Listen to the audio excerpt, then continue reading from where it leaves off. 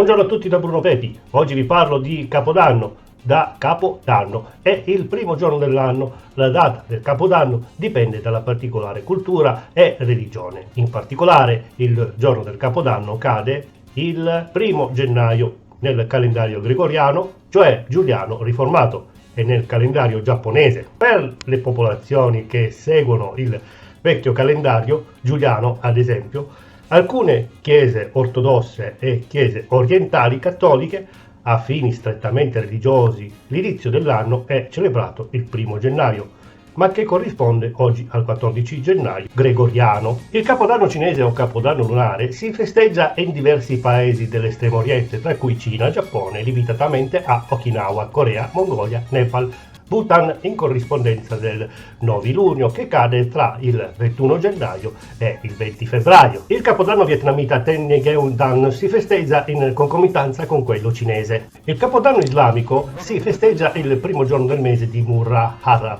e può corrispondere a qualsiasi periodo dell'anno gregoriano, in quanto l'anno lunare impiegato nel calendario islamico è circa 11 giorni più breve dell'anno solare del calendario gregoriano, cosicché una data islamica si sposta indietro rispetto al calendario gregoriano di circa un mese ogni 3 anni.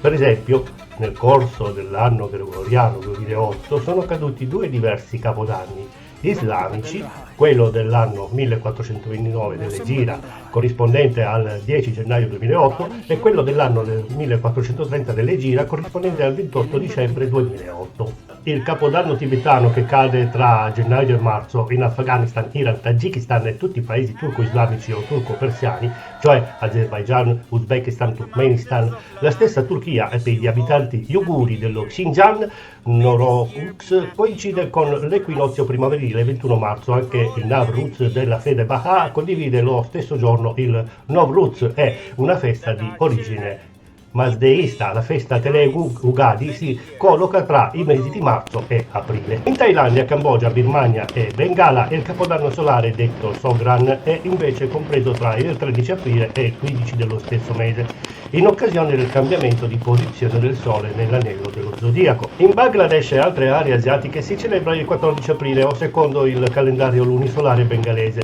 il Pahela, il Vaisakh, il Capodanno del popolo bengalese.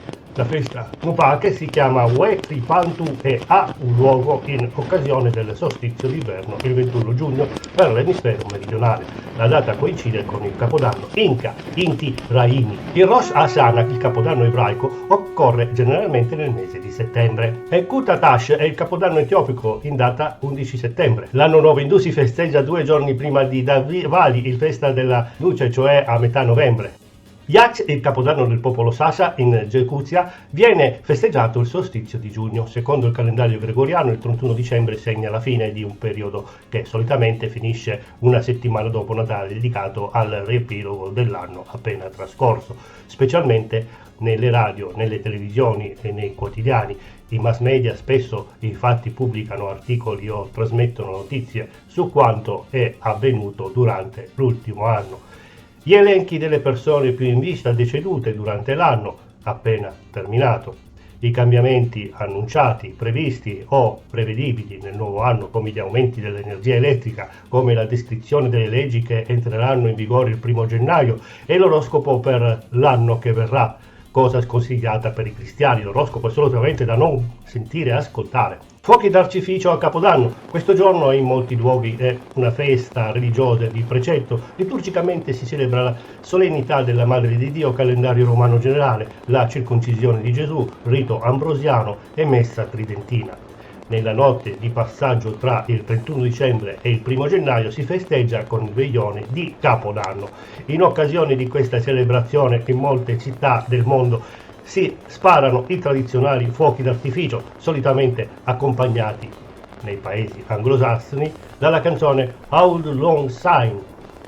Molti la considerano anche un'occasione per fare dei buoni propositi per il nuovo anno. La tradizione italiana prevede una serie di rituali scaramantici per il primo dell'anno che possono essere rispettati più o meno strettamente, come quello di vestire biancheria intima di colore rosso o di gettare dalla finestra oggetti vecchi o inutilizzati Quest'ultima usanza è stata quasi completamente abbandonata. Le lenticchie vengono mangiate a cena il 31 dicembre come auspicio di ricchezza per l'anno nuovo e un'altra tradizione prevede il baciarsi sotto il vischio in segno di buon auspicio. In Spagna c'è la tradizione di mangiare dalla mezzanotte 12 chicchi d'uva, uno per ogni ritocco dei 12 scoccati da un orologio. Il principale è quello di Puerta del Sol a Madrid. In Russia, dopo il 12° rintocco, si apre la porta per far entrare l'anno nuovo. In tutta l'ex Unione Sovietica è usanza scambiarsi e aprire i regali. Spesso vengono regalati cioccolatini o pupazzetti corrispondenti all'animale simbolo del calendario cinese dell'anno che verrà. In Ecuador e in Perù si esibiscono fuori la propria abitazione dei manichini di cartapesta, a volte con le sembianze di personaggi famosi, calciatori, eccetera, riempiti di petardi così da bruciare ed esplodere ai ritocchi della mezzanotte. In Giappone, prima della mezzanotte, le famiglie si recano nei templi per bere sake e ascoltare 108 ritocchi di campane che annunciano l'arrivo di un nuovo anno. Si ritiene infatti che questo sia il numero dei peccati originali della fede buddista. In tanti paesi che seguono il calendario gregoriano, tra cui gli Stati Uniti, il Regno Unito, l'Italia e altri, il Capodanno è anche una festa civile. In molti paesi, se il 1° gennaio cade di sabato o domenica, allora il venerdì precedente o il lunedì successivo sono anche festivi. Israele è il solo paese che, pur usando il calendario gregoriano, non celebra il Capodanno come festa pubblica. Non di meno, molti israeliti che vivono specialmente in Nord America o in Europa lo festeggiano privatamente. Può essere interessante notare come festeggiare il Capodanno a mezzanotte sia in realtà corretto solo negli anni bisestili, in quanto il moto di rotazione della Terra attorno al proprio asse ha la durata di 365 dì e 6 ore negli anni non bisestili.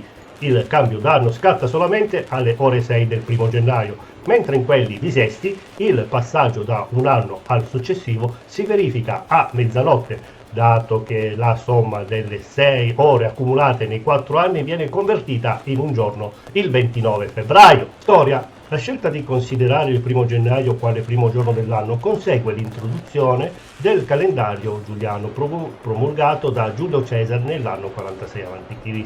Precedentemente veniva considerato quale primo giorno dell'anno il 1° marzo. La festa di Capodanno trae origine dai festeggiamenti in onore del dio romano Giano, da cui trae il nome del mese di gennaio.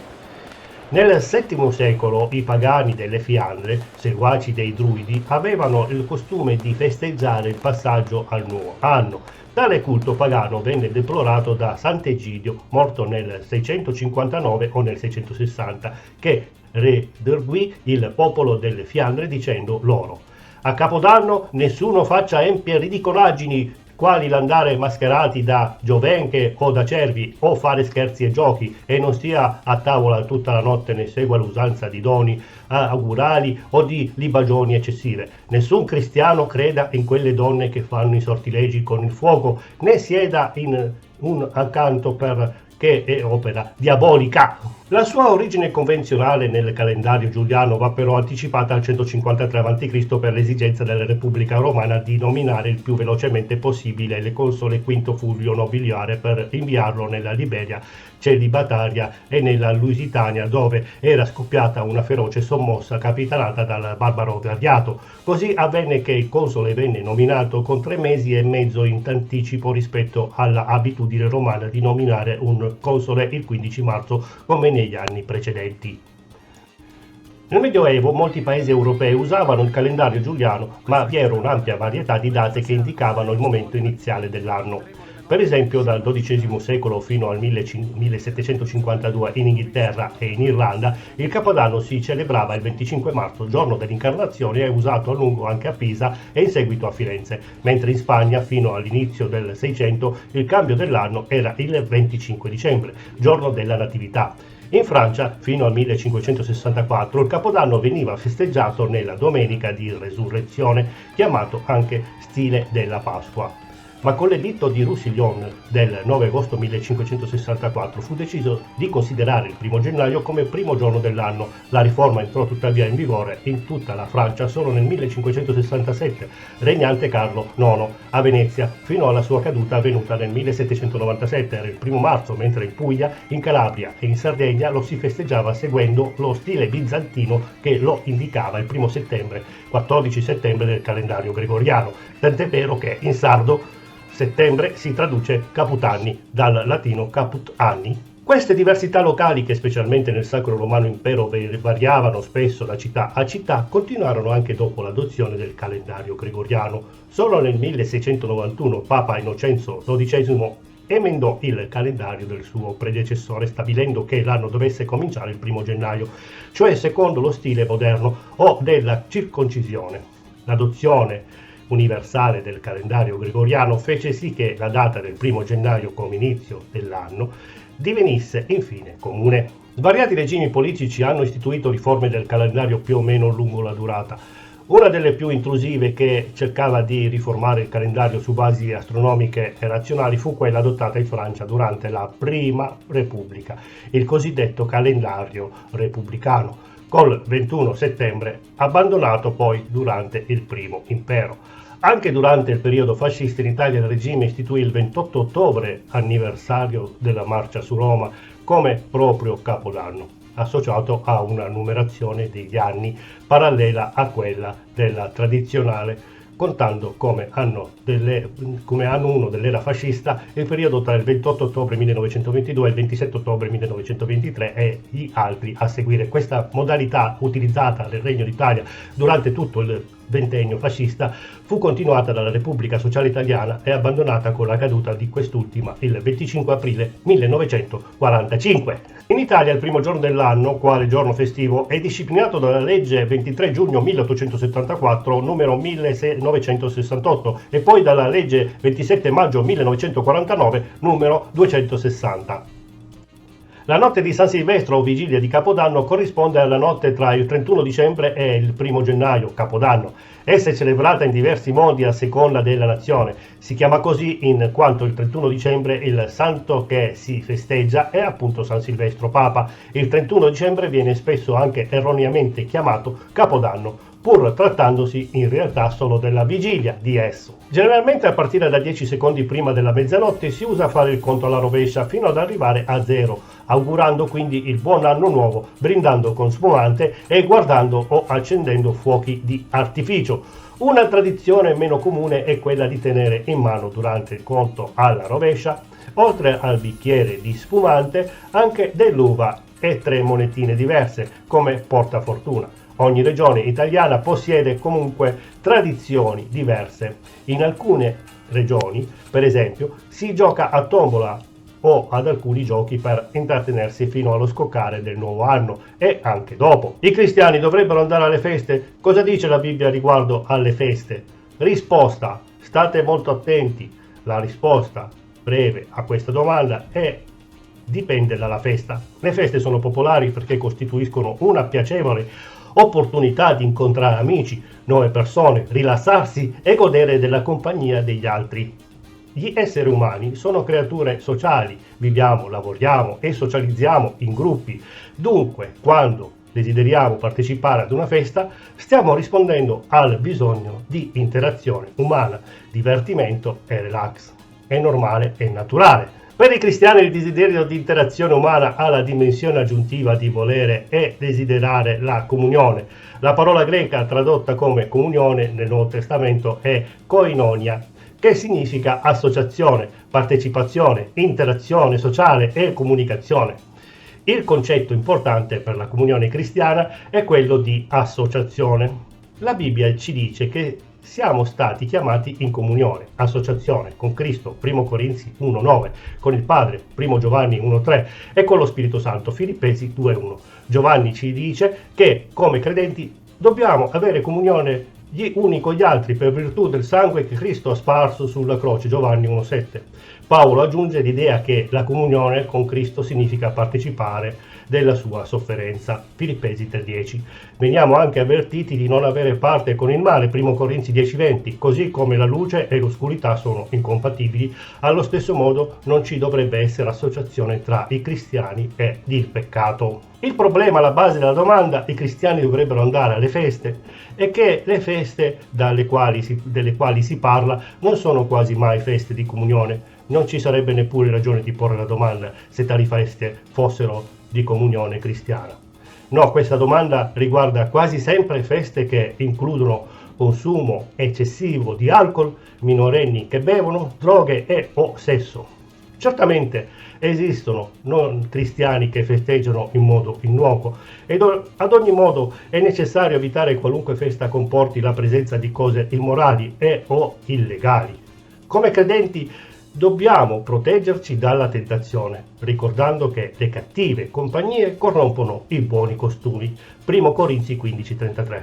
Inoltre, presentarci a feste in cui si svolgono attività empie, anche quando non vi partecipiamo, indebolisce la nostra testimonianza e porta alla bestemmia del nome di Cristo. Romani 2,24. Si ritragga dall'iniquità chiunque nomina il nome di Cristo. Secondo Timoteo 2,19. Alcuni potrebbero vedere la partecipazione ad una festa come un'opportunità di condividere Cristo con i non credenti e nonostante dobbiamo essere sempre pronti a rispondere a chiunque ci domandi spiegazioni della presenza che è in noi con mansuetudine e timore. 1 Pietro 3,15.